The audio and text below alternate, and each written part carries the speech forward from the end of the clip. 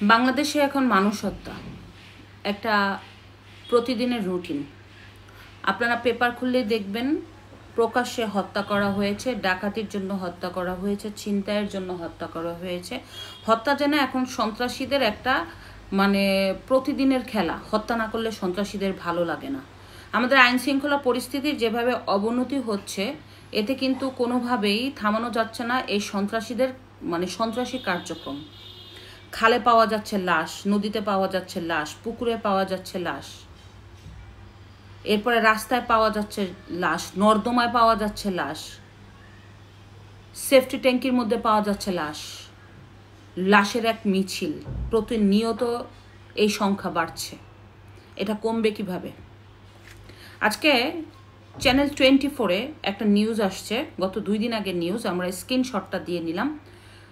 এই খুলনা অঞ্চলের নদ নদী এখন আতঙ্কের নাম, যেখান থেকে 70টিরও বেশি মরদেহ ভেসে উঠেছে এই 1 বছরের মধ্যে। আমরা একটু পড়ি, আমি স্ক্রিনশটটা দিয়েছি, দেখেন। খুলনা অঞ্চলের নদ নদী এখন আতঙ্কের নাম, জীবনের স্রোতের বদলে যেন এখানে বয়ে চলছে লাশের স্রোত। গত 1.5 বছরে খুলনা ও আশেপাশে নদ নদী থেকে উদ্ধার করা হয়েছে 70টিরও বেশি অজ্ঞাত ক্ষতবিক্ষত মরদেহ।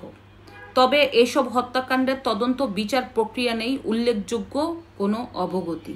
চিন্তা করেছেন?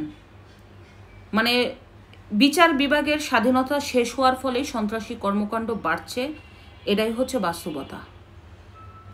নৌপুলিশের তথ্য মতে 2024 সালের ফেব্রুয়ারি থেকে 2025 সালের সেপ্টেম্বর পর্যন্ত খুলনা, বাগেরহাট, সাতক্ষীরা ও পিরোজপুর জেলায় বিভিন্ন নদী থেকে এসব মরদেহ উদ্ধার করা হয়েছে। এর মধ্যে 45 জনের পরিচয় শনাক্ত করা হয়ে গেলেও 27টি মরদেহের পরিচয় এখনও অজানা রয়ে গেছে। 2025 সালে খুলনা অঞ্চলের নথিভুক্ত 9টি নদী ঘটিত হত্যা মামলার একটিতেও এখনও তদন্ত প্রতিবেদন জমা দিতে পারেনি নৌপুলিশ। ঘটনার সাক্ষী হচ্ছে খুলনার অঞ্চলের নদ নদী, প্রতিনিয়ত ভেসে উঠছে ক্ষতবিক্ষত দেহ। নৌপুলিশের তথ্যে গত 1 বছরের ফেব্রুয়ারি থেকে চলতি মাসের সেপ্টেম্বর পর্যন্ত এ অঞ্চলের নদ নদী থেকে 70টিরও বেশি মরদেহ, এর মধ্যে 45টির পরিচয় মিলেছে। গত 1 বছরে খুলনা, বাগেরহাট, সাতক্ষীরা, পিরোজপুর জেলা জুড়ে বিভিন্ন নদ নদী থেকে উদ্ধার হয়েছে 50টি মরদেহ, এর মধ্যে 32 জন পুরুষ, 7 জন নারী ও 11 জন শিশু। অপরিচিত অবস্থায় 20 জনের পরিচয় শনাক্ত করা সম্ভব হয়নি।